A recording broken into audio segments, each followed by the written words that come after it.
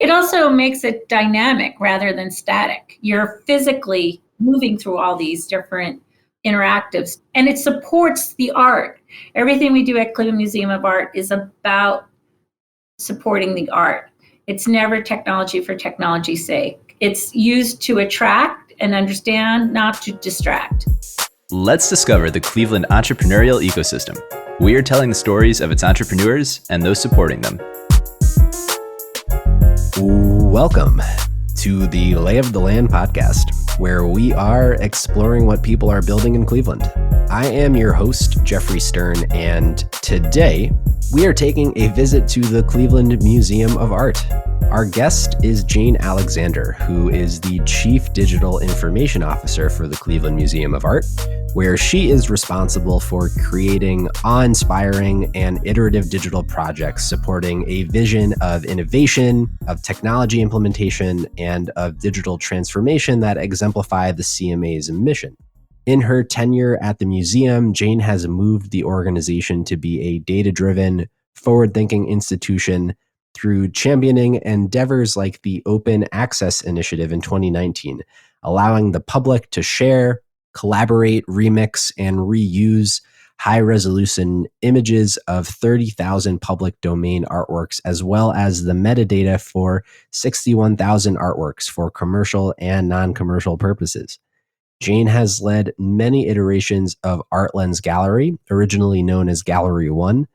This world-renowned innovative experience uses cutting-edge technology to inspire visitors to look closer, dive deeper, and connect with the museum's encyclopedic collection. Jane also leads the development of in-gallery digital experiences, which includes Revealing Krishna, an unprecedented immersive mixed reality exposition, which opened in November of 2021. An entirely new museum experience where technology is used alongside exceptional Cambodian artworks to tell the story of these objects and their restoration. This will be the first scholarly exhibition of its kind. Prior to joining the CMA, Jane developed and directed Columbia University's distance education program and has served as the technology director and design consultant to Frank Gehry's Peter B. Lewis campus at Case Western Reserve University, and as the virtual CIO to the Great Lakes Science Center. This was really cool. So I hope you all enjoy my conversation with Jane Alexander. So I wanted to start really with your role as the Chief Digital Information Officer for the Cleveland Museum of Art. I feel like it's probably one of the coolest jobs that might exist. But I'd love if we could just kind of baseline, how do you describe your role and responsibilities? And we'll go from there. So I've been at the museum a decade. The mission of the museum since 1916 has been to create transformative experiences for the benefit of all forever, which I found fascinating that in 1916, that was the mission statement, and it's currently our mission statement. So I joined during the building project when we had a $320 million addition, restoration of the entire building. And so I was brought in 2010 in the middle of that. And as part of that, not only all the infrastructure and storage and everything we need to do in a building, but there was going to be a space dedicated to the intersection of art and technology, giving people tool sets to look closer and understand art and take away the intimidation of an art museum. So my role really is to, with a fabulous team and multiple partners and cross-collaboration, create awe-inspiring, iterative digital projects that really give people ways that make art matter to multiple audiences. As part of my job, I oversee everything from, outward facing, but to all the applications in the entire museum, from ticketing to donors to our collection databases, our digital asset management databases, which everything we do pulls from one source of truth. So that's where all the data lives.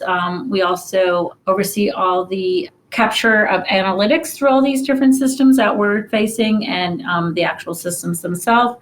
And then the oversee cybersecurity, Wi-Fi, storage, everything like infrastructure wise. And then of course the support, not only the help desk for within the museum staff, but outward facing, we call them ARTLENS techs, to remove any barriers of technology for visitors so that visitors can always be focused on the art, not the interface.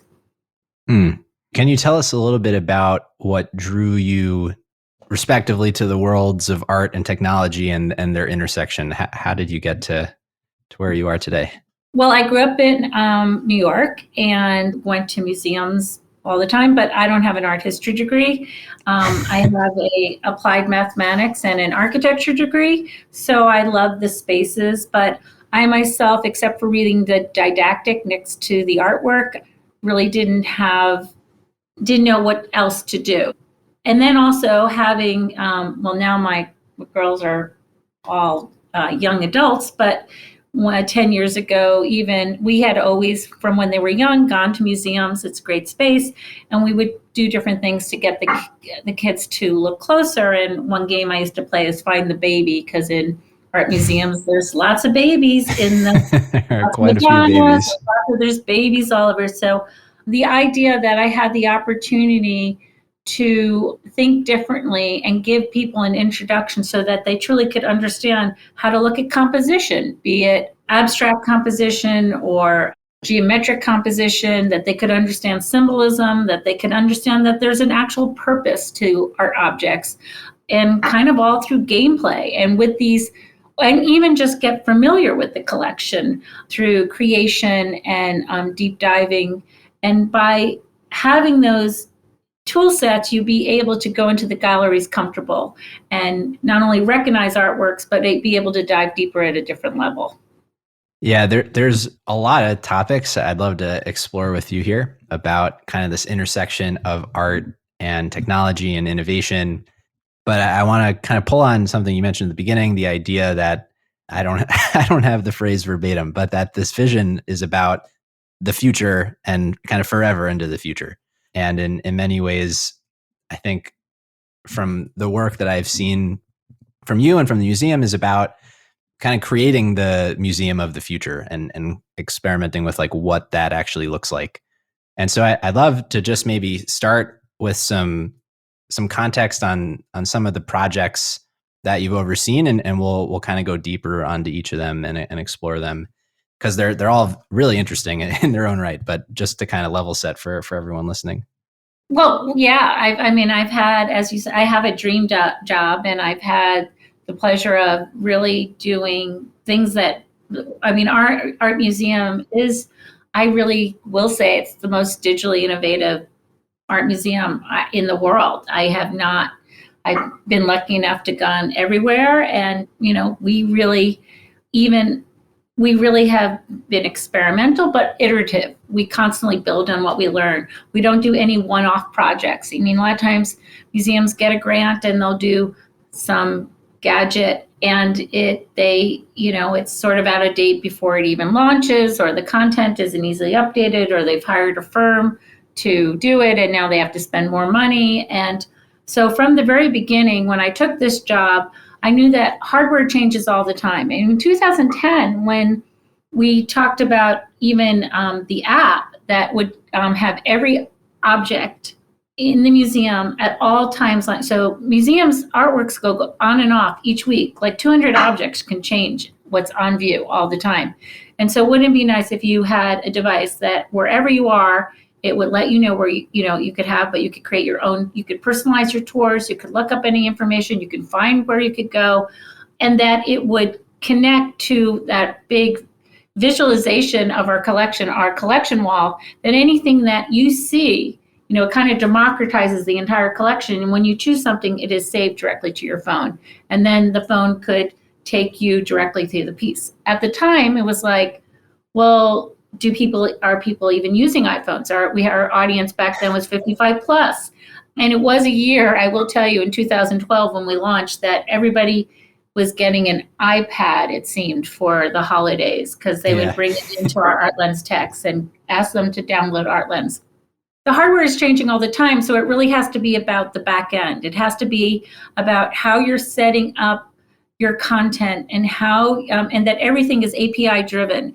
And by doing that and years of iteration on that, we're really able to focus on the learning goals of when we're creating something and focus on the outward facing experience. So that's been sort of the philosophy from the beginning.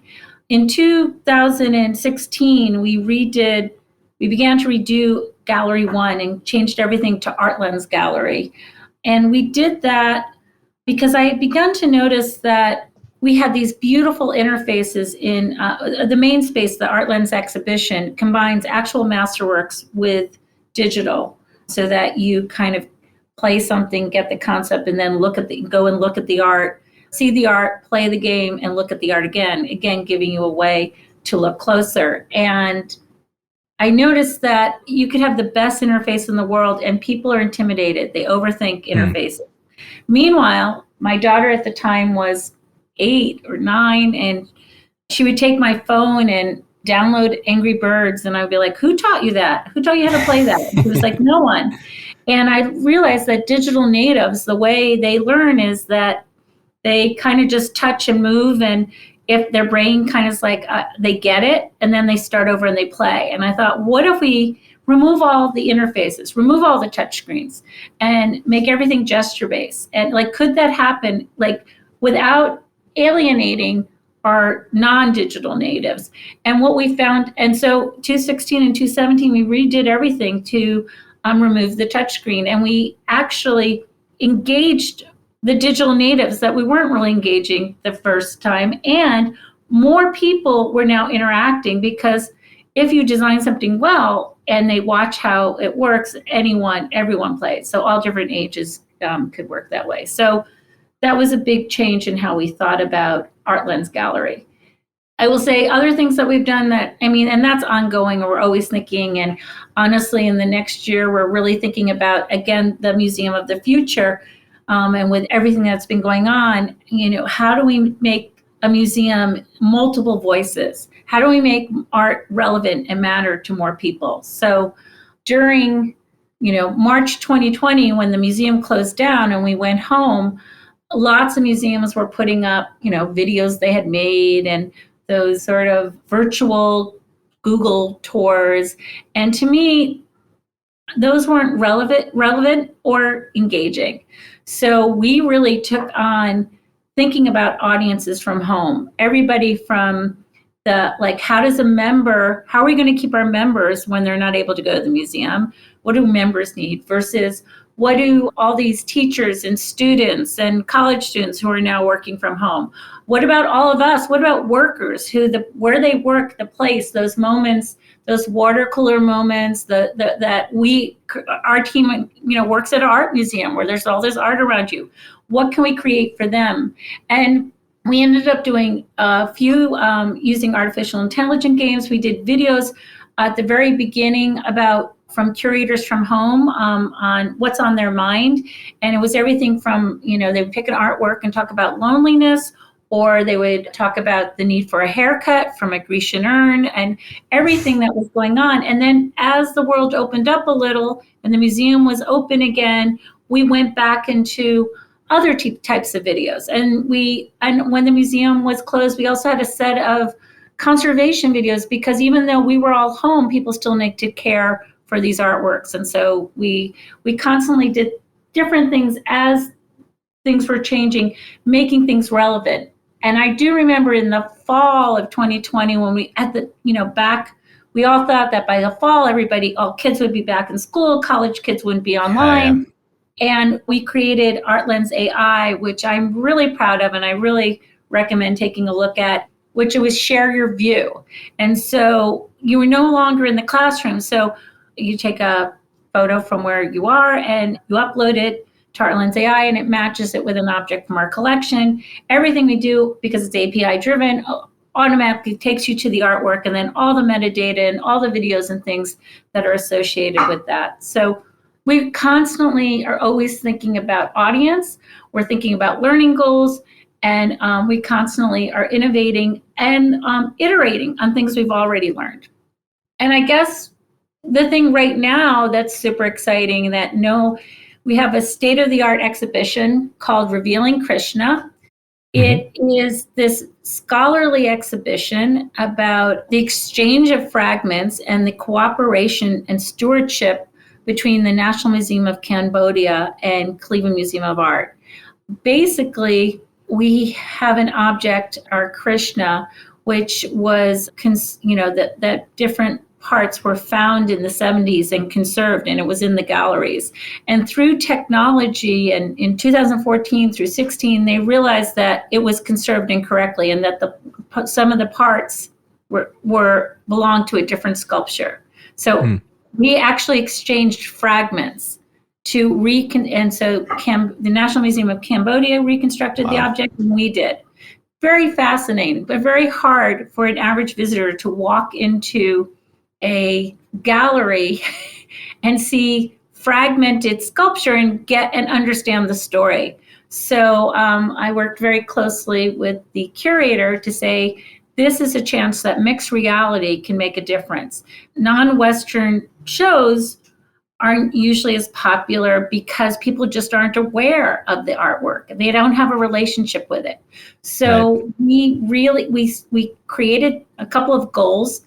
And the first one was, a lot of people don't know where Cambodia is, let alone Phnom Da, where these 8 gods, including our Krishna and their Krishna, are from. And so we started with an immersive video where you walk through cinematic view and you travel the waterways to Phnom Da. And that alone was different. Understanding what the landscape looked like, what it felt like, traveling to there. And then there's another component is all 8 gods. We actually have on the exhibition currently, there's four of the sculptures, but the other 4 couldn't travel because they were fragile or too large. And so we made life-size photogrammetry where you can interact, gesture-based wise, interact with each god to see different hot spots and understand their iconography. So again, you're now by doing that, you can see more than you can see actually even looking at the sculpture. So we find people do that. They have ways of looking at the artwork and actually go back to the actual object. But the big thing we did was a HoloLens 2 tour. And it's one of the first, only tour I know of in that you don't go into a space with a group of people and hear the story. We wanted to make sure, because we knew we had to onboard people who were scholars, people who knew nothing about the artwork, people who had never used technology, people who knew technology. And so we kind of set it up, and we need to get a lot of people through it. So we set it up almost like a ride where, every 2 minutes, a group of 6 leave this. There's 6 different stations, and off they go to Phnom Da. And from Phnom Da, they go to Brussels, where these fragments were found in the Stokely Palace. And then they go to this garden where they were buried and recovered. And then they go to the conservation labs, where you actually see the parts and how they were exchanged and what worked and what didn't work. And then in the last station, and this is where digital also is surely helpful, is we worked, and everything always has to be actually authentic. So we have exactly what the sculpture in the cave temple it was found, what it looked like, with the jewelry it would be wearing, all polished, not the weathered stone that you see in the gallery. So you're putting everything in original context, because sculptures and pedestals in galleries are very hard to understand. So after you have that, you then walk into that gallery where those sculptures are, and you have a whole different way of looking at them.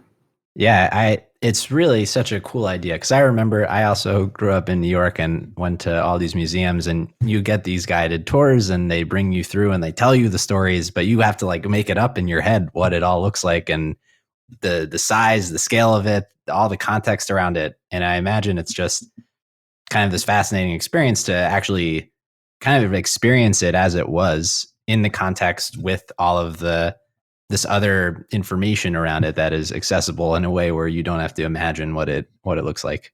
It also makes it dynamic rather than static. You're physically moving through all these different interactives, and it supports the art.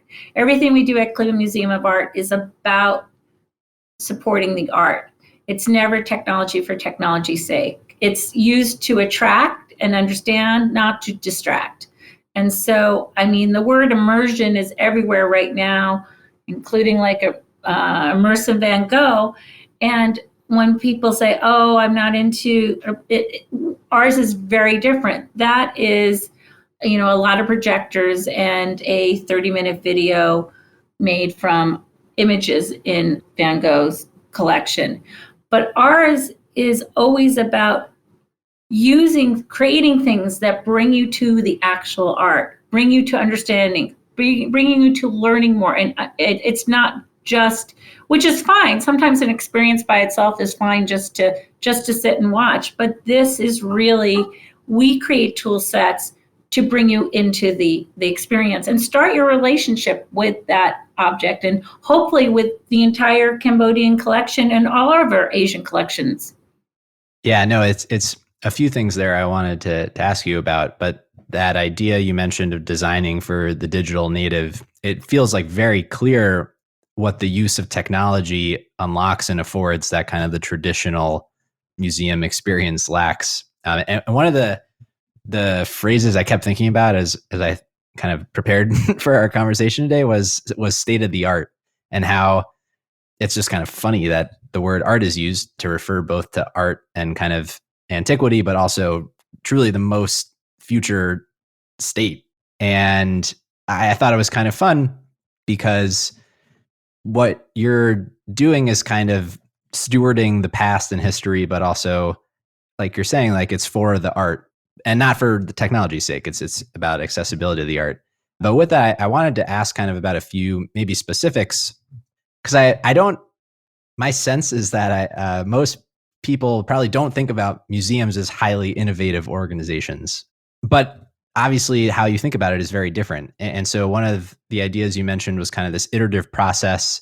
And I wanted to hear how you think about and leverage the use of data and kind of how it drives your decision making. Well, I'm a data lover, first of all, and I'll use as we capture analytics on everything, and we also work with evaluation teams and the data to make decisions going forward and what works and not works. One of the Gallery One from the very beginning, everyone, we launched it and I went to a conference a month later and I was like, "Oh, it's amazing." And then they were like, "Does it work?" And the purpose of Gallery One, technically everything works, but the goal was to get people into the galleries, to give them the tool sets to look closer and dive deeper and have an emotional connection with our art. So we did do a study, and we, through Meraki endpoints, we collect all this data, and we were able to show that people who spent over 5 minutes in ARTLENS Gallery spent 30 minutes to an hour in addition in the galleries. They also went to more galleries, and they went to the store too. But that was interesting. But then the evaluations, that's the data. The evaluations, this is very complex. There's a white paper on our line if anyone's interested in it. But one of the other takeaways is that people who went through ARTLENS Gallery, that they self-assessed when they left the museum, they had learned a lot more. They were taking away a lot more from their experience than the people who skipped it. And so again, those were two things that said, "Oh, okay, this is working." And just as we were diving into more and different ways of thinking, when we, as you know, we all went home in March 2020. And we were kind of bummed because we were working on this Revealing Krishna exhibition, and we were just done prototyping of it. And I told the team, this is an opportunity to really think differently, because everything's online. Everything is going through us. And you'll appreciate this since you're in New York. Cleveland has some remarkable, we have the Cleveland Museum of Art, we have the orchestra, we have the Metro Parks, but the rest of the world doesn't know it. Although we think they do, they don't know. So if you're not an East Coast or a West Coast museum, you can, I mean, yes, scholars know about our collection, but the pandemic was an opportunity because place didn't matter. It was all like who had the best tool sets online. Where was it easy to download? Where was there things that were constantly being updated and new information? So we had a cross-collaborative team of people from interpretation, education, design, technology, digital, and we had weekly meetings on the projects we were working, and we had weekly analytics. And it started off with like 4 pages. It was a 20-page report each week where we had visualizations, and we looked at for our live events. People kept wanting to it was also really helpful to help the museum think differently. We would have normally a 2-hour member party, and people wanted to put that online. It's like that you can't translate. You have to think about it differently. And It was hard to tell people 30 minutes is really the sweet spot for doing these kind of programs. And even though some people will stay on till the end or whatnot, we looked at the data. We showed when people jumped off. We showed that at Q&A, how many people stayed on certain talks and how many jumped off as soon as we got to that. We looked at video lengths because we were making all these different kind of videos. And we're doing a whole series that we're continuing with called Art in 60 Seconds. And it was especially when people were being zoomed down. And not only did those videos get more hits, but people watched longer the 60-second video than the 3-minute video sometimes, and so it showed like we were able to say, like, this is actually more effective. If you do all this work and no one's viewing them or watching it, you can do it. So analytics are extremely important. Prototyping is another thing that's unbelievably important, especially for this exhibition. We had to prototype the journey, the 360 video multiple times so that the blending was right. And because we have to build in another space, that was the thing that was very important. The accuracy of the content is extremely important. So we work very closely with the scholars that are involved in it. The accessibility, the UX and the UI of everything, so that again, it's about the art. It's not about, I don't want people to leave Krishna and be like, that was the best technology exhibit. I want them to leave and say, oh my God, what an incredible story. I had no idea that this is how museums, this is why museums have artifacts in their collections. There's all this talk about, during wartime when different things are looted and, everything should just live in where they came from. But this was a case that showed the best practice, and that not only with working with the National Cambodia were we able to tell this great story, but we have the resources that we've created of all 8 gods, photogrammetry that is on the website that anybody can use. We have a HoloLens software that can be used around the world. I mean, there are multiple reuses of assets that would never be able to be brought to so many people. Yeah, it introduces a few ideas I wanted to bring up with you as well. One is, of all the initiatives that I've seen, I think the open access one is really fascinating, because I think it speaks to a few of the ideas you've introduced so far. But one that struck me was like the just percentage of things that are displayed publicly in the museum is such a small percentage of what the museum has. And there's really this enormous collection of artwork that people don't get to see.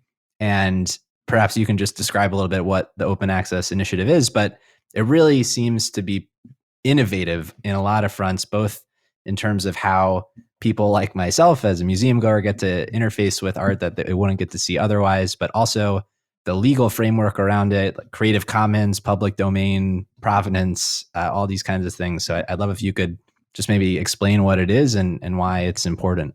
Sure. Well, I'll step back a second in that, a lot of times I get called from different organizations and museums around the world, like, we want to do what you're doing. Who did you use to make that? Or what did you do to do that? And I'm always like, do you guys have a digitized collection? Because that's where you have to start.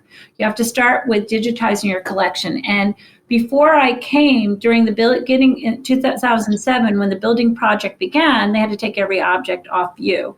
And they had the foresight to begin to photograph that. So that Mm. was like step one. And we're almost at, I just looked at the analytics today. We're almost at 98% fully digitized of the entire collection. Wow. And so digitizing collection is important. But then also the digital asset management systems and the collection management systems, that they're all API driven, is also important. Because if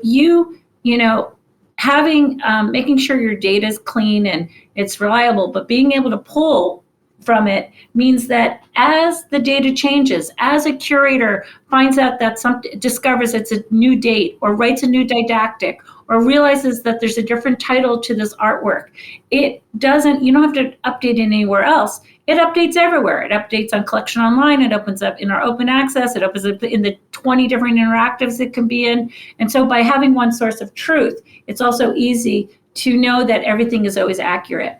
So digitizing the collection has always been the number one thing. I had really wanted, we're a free museum. And so it was the next logical step to have an open access collection. And what open access is that objects that are perceived in the public domain are available to the public to share, reuse for any way they want, even commercially. And that's very scary to a museum. And we were not the first museum to go open access, but when I saw like the Rijksmuseum and the Met Museum, once I heard that, when our director was in 2018 was like, let's do it, I was like, oh, great, that's going to be easy. We already have the back end in place. I want to make sure everything's available on GitHub. I want to make sure everything is downloadable in our API. But then I started to look at the different sites, and I realized they didn't have a good API, wasn't as searchable. And we have now sort of led the charge on a best practice, which is really good. But my other thing is, when I went to sites, it was very hard to understand, how can I download this? What is open access? It's different licensings also. And then sometimes you be able to use it, but you still had to get permission, or you could only use it for educational purposes. So I wanted Creative Commons Zero, which is the most open practice. And museums in the past they used to make money from, people would pay to be able to use an image in a book or something like that. And so if something's in the public domain, we went from protecting everything to really, we're caretakers. And as caretakers, we should be sharing this. And we don't decide what you want to use it for. It is your choice to how to use it. And by having the other thing I want to make sure is that we offered, a lot of times when you download objects in open access, it's not a large resolution. We wanted everything to be high-res TIFFs. We're going to do it. We want to do it right, And I think it was the director of the Rijksmuseum said once, when they did open access, people always are, especially now with people having phones and everything,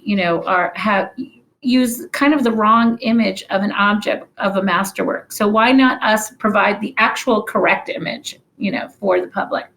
The other thing is, by having an open access and making it usable, it was to me that all the metadata associated with it was important. So a lot of times in open access, they didn't include the didactic, the description of the artwork. They didn't include the provenance. They didn't include the exhibition history or the citations, because there's this feeling like, well, it's always being discovered and it's going to be changing it, but we're all going to be dead before the research is done on all these objects. Right. So, and by having an API, as things change, you update it. So I really fought for provenance be available. And by having all those, we have 36 fields of metadata associated with an object. If it's known, it's up to 36 fields.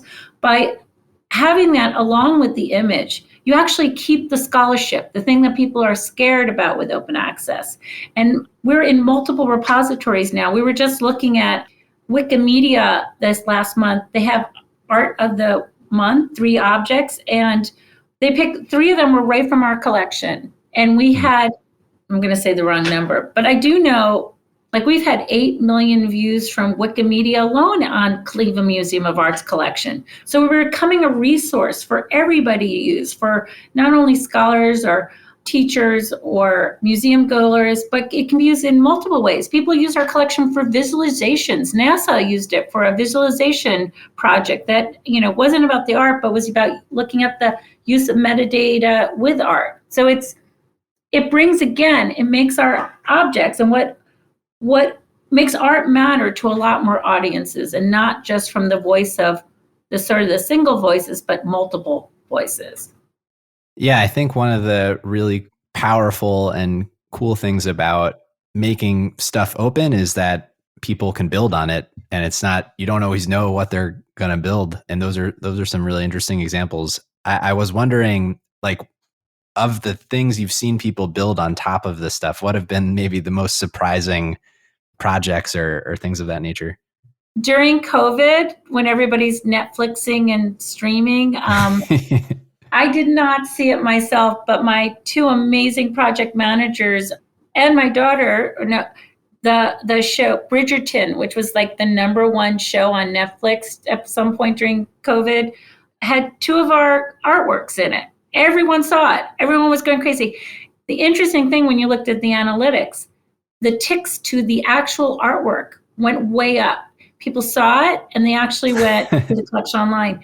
That also happened with HBO. Hacks was on, and there's an object called, it's a Gauguin object that was in the show. But the thing recently that was crazy, some people say controversial, but I don't think it is at all. There was always this worry about, when I wanted to do open access, well, what if people don't, use an object and something we don't like that's okay. Like they were like, what about if someone uses it on the side of a milk carton? I'd be like, that would be great. I mean, again, it's access, it's starting your relationship and knowing the collection. And I don't know, I think everyone's seen it, but the very first ad for Meta, for Facebook's Meta, made this video from an object in our collection. We had no idea, except that on Monday morning, our object went through the roof.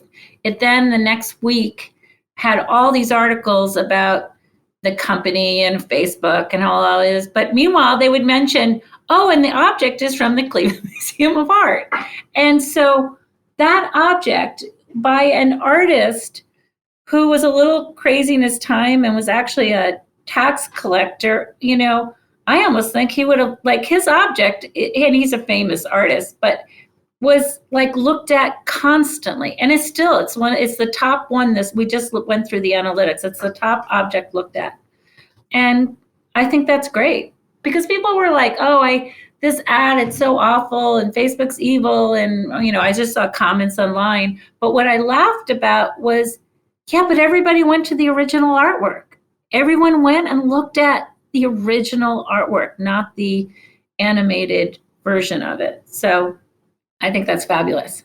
Yeah. One, I'm just going to throw this question out there. In some vision of the future, kind of tying in this metaverse, especially there's billions of more digital natives and the world kind of transitions online, where these biggest companies are now explicitly focused on the metaverse and the space tying the digital and real worlds together. Is there a future, maybe not too far away, where kind of the museum experience follows suit into the metaverse? I don't know. I mean, here's the other thing. We don't do innovation, as I said, technology for technology's sake. We solve a problem. People ask me for years, are you going to do VR? Are you going to do, we did AR in 2012 because I wanted back then no one was doing it, but that you could hold your phone up to an artwork and hotspots would pop up to give you more information while you were, so you didn't have to look while you were looking at the artwork. We used HoloLens. I was very scared about using HoloLens for the Revealing Krishna exhibition because it's another barrier, like once you're handing out headsets. So we had to do a lot of work so that it's a smooth transition. So what will we do in the future? If it's solved, what I like to always understand what's out there, what people are doing. And then when it solves a problem of learning something we're trying to achieve, then we do it. it's hard sometimes for the museum because we do things that have never been done before. And I really pushed that we had to have provenance in our open access. It was really important. It sounded scary, but I did point out when we publish books, we have the provenance, and that's out of date. This is at least going to be constantly updated as new things are discovered. And it's about transparency. Our museum really is about, let's be transparent about everything. This is truly about making, again, as I said, our goal is to go from one voice to multiple voices, making art matter to multiple audiences and bringing more people into, this is a free museum. Yeah, no, it is very cool. I guess when you are thinking about different technologies and kind of evaluating them internally for, which of these are going to respect and serve the art well, how do you kind of like test things? You mentioned kind of prototyping process, but do you kind of run experiments before stuff is rolled out? How do you think about that? Oh, constant, like this whole Revealing Krishna. So for the journey, the 360, we fully built a prototype twice, and there's not space in a museum to do that. We did it the first time in between an exhibition down in exhibition space, and the second time we did it we had to remove art in ARTLENS while ARTLENS was closed during the pandemic to do it the second time. For the HoloLens, the development, developers will do things. We will then look at it for content.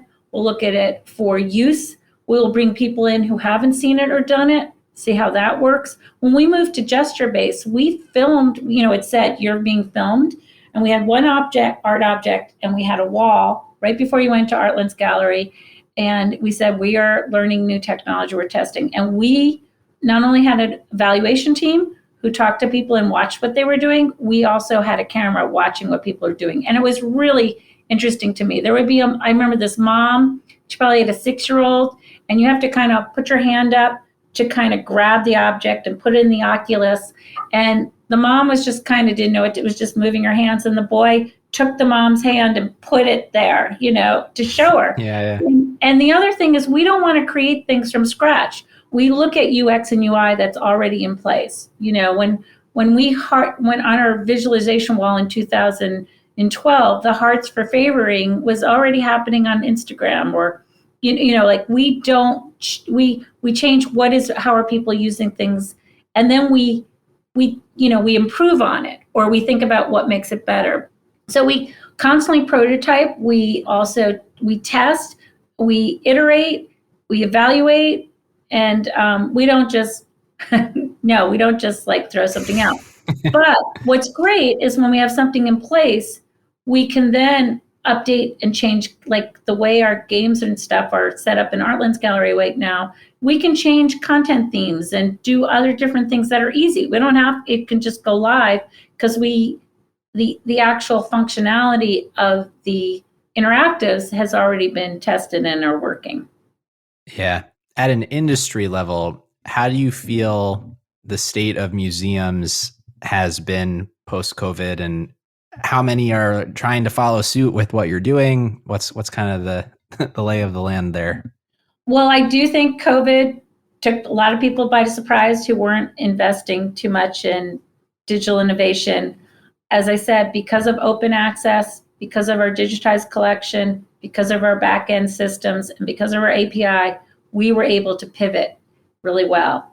And our numbers were everything, like ticketing and all these things were going down. Our online views went through the roof in 2020 and even higher now. We have not slowed down since open access launched in 2019. And a year later, I think we went up 100, we're 400% since open access launched. And that was the highest ever then. Wow. I think museums, I just know from job descriptions and words like digital and innovation and are a lot more prevalent to senior leader positions. That's the other thing. To me, I've always talked about how this position has to have a seat at the table. I've been lucky that I report to the director. I'm part of the executive team. Because if it's not about the entire strategy for the museum, it's again not going. You need to be holistic to the strategic plan of the institution. So I do think a lot of museums realize they didn't have it. We had people in-house who shifted what they were working on and slightly their skill sets, but we already had a technical team in place, so we were able to really go fast. I mean, it was kind of crazy, and we work long days as it is, but it was, the whole team was working it was like as you said at the very beginning, that like a sense of time, it's like that's a lost year. It was like work all day, have a glass of wine, get up the next morning and do it again, Yeah. Well, I mean, there's really a lot more things I want to ask you about. I want to be cognizant of time, though. In terms of the things that we haven't discussed, of other initiatives that you're working on, things you're excited about, anything you want to highlight specifically here? Well, as I really am going to push that Revealing Christian is open until January 30th. And I honestly think it's the only mixed reality exhibition that is out there. So even as a case study, if you're interested, you don't have to be interested in Cambodia art. It's storytelling, digital storytelling, and with real artifacts. I highly recommend coming. Our next big project is a completely new website, which has not been done. I didn't even launch. Oh, wow. We've redone collections online part of the website because we had to be able to do what we wanted with open access. But this is a reboot of the main site and the collections online and the store and our e-commerce part. So it's all holistic in one. But so this is a big project that part of me is like, but we're going to try to, as we do in many projects, be a best practice. And this is about inclusive design and accessibility. We want this truly to be an accessible site that improves the overall experience for every user. A lot of times people feel like by adding accessibility, it takes away the designer credit, but that's because it wasn't done correctly. So we are working with experts. So hopefully this will be I want, buying a ticket to be a pleasurable experience, like to be fun, to almost be like, that was fun. And I do want it, and we are focusing on accessibility. And also, even from a point of content, how we can bring new audiences in through even how a website bubbles up the different content and all we do at a museum. I look forward to that. Website design is a challenge. That's a large undertaking. Can imagine.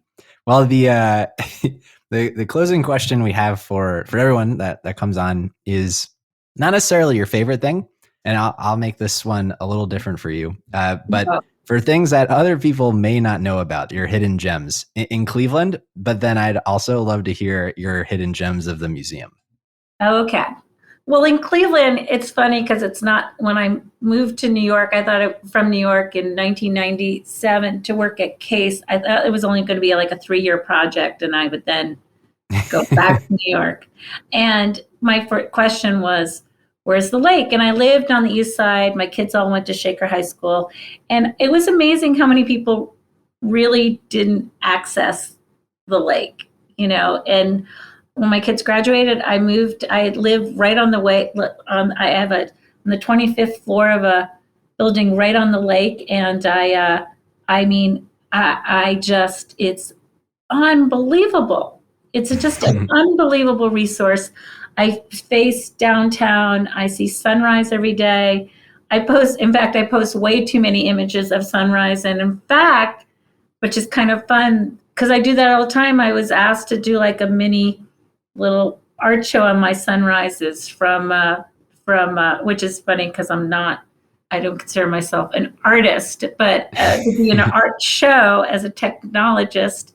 But I think the lake is a hidden gem. It's this large, amazing thing that you can easily have access to. You can do water paddling and canoeing and kayaking and boating easily, way easier than you can in any other city. And it's just, especially during COVID, watching it change, all different colors and freeze and unfreeze. And it's just, to me, that's one thing that if I ever left Cleveland, I will never have a view like this again. This is just incredible.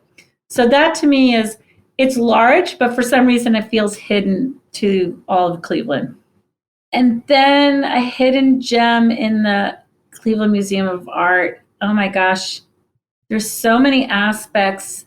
When people come to visit, first of all, they can't believe it's free. It's an unbelievable facility. It has programming, and most of it is free, or like our exhibition is $15. I mean, it's the deal of a century. I mean, I will say ARTLENS Gallery, it's not hidden, but it is something that no other museum has really taken that investment to do something that really speaks to all ages, and to truly create something that you can go with your college kids or your teenage kids who don't. That's when my kids were teenagers when Gallery went open. That's when I realized we had to change. They weren't interacting as much. And that's why we changed it to for the digital native. But it really is, when someone new starts here and I give them a tour, they're always like, and this is free? Like, does anyone know this exists? So there is a little bit, because I think people have what an art museum is, or they went, it's an amazing art museum and they went when they were young, but they haven't, they'll ask me, they'll say, oh, where do you work? And I'll say the Cleveland Museum of Art. And they're like, oh, I used to take art classes there. They were so great. And I'm like, oh, have you been recently? And I can always tell when they haven't really been recently, because they don't know how much it's changed. I mean, it's just, to me, unbelievable resource. But if I have to also dive deep, the Indian collection, there's a glass box, and it's on the west side, and it's just fascinating. The art is beautiful.